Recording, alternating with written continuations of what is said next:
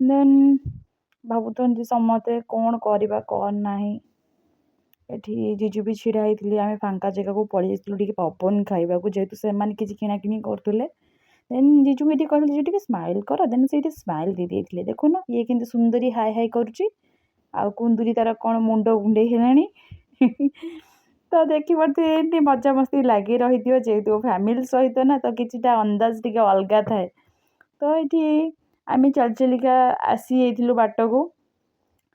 ଆଗରେ ଚାଲିଥିଲେ ଆମର ମହାରାଣୀ ଆଉ ତାଙ୍କ ପୁଅ, ଦେଖୁଛନ୍ତି କେମିତି ଚାଲୁଛି। ଡୁଡୁ ଭାଇ କାନ୍ଧରେ ମାନେ ନିଦ ହେଉନି କିନ୍ତୁ ଶୋଇପଡ଼ିଛି। ତ ଚାଲନ୍ତୁ ପଦଯାତ୍ରା।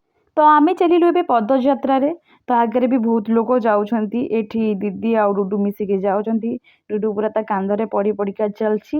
ଦେନ୍ ମୁଁ ବି ଚାଲିଲି, ଏଠି ପଛରେ ଆସୁଛନ୍ତି ଆମର ଶାଢ଼ୀ ଭିଣୀ। ତ ସେମାନଙ୍କ ଚାଲିଟା ମୋତେ ଟିକେ ଭଲ ଲାଗିଲା, ତ ଟିକେ ସର୍ଟ ନେଇଯାଇଥିଲି। ତ କୁହନ୍ତିନି ତପସ୍ୟା, ଗୋଟେ ଜିନିଷ ତପସ୍ୟା ଚାହୁ ଆଜି ପୂर्ण ହେଲା, 12 ବର୍ଷର ତପସ୍ୟା। ଦେନ୍ ଦର୍ଶନ ସରିଲା ପରେ ମୁଁ ଏଠି ଟିକେ ସର୍ଟ ନେଇଯାଇଥିଲି। ଭଗବାନଙ୍କ ପାଖରେ ଏତିକି ପ୍ରାର୍ଥନା, ସବୁବେଳେ ସମସ୍ତେ ଖୁସିରେ ରୁହନ୍ତୁ, ଭଲରେ ରୁହନ୍ତୁ ଏବଂ ଶାନ୍ତିରେ ଜୀବନଯାପନ କରନ୍ତୁ। ତ ଯେଉଁମାନେ ଆସିଥିବେ ଏଇ ମନ୍ଦିରକୁ ସେମାନେ ଗେସ୍ କରିପାରୁଥିବେ ଆମେ କେଉଁ ମନ୍ଦିରକୁ ଆସିଛୁ। ଦେନ୍ ମୋତେ ବହୁତ ବହୁତ ବଢ଼ିଆ ଲାଗିଲା, ଭଗବାନଙ୍କ ଦୟାରୁ ଭଲ ଭଲ ଦର୍ଶନ ବି ହେଲା।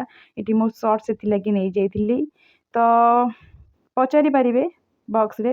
ତ thank you for watching, thank you so much.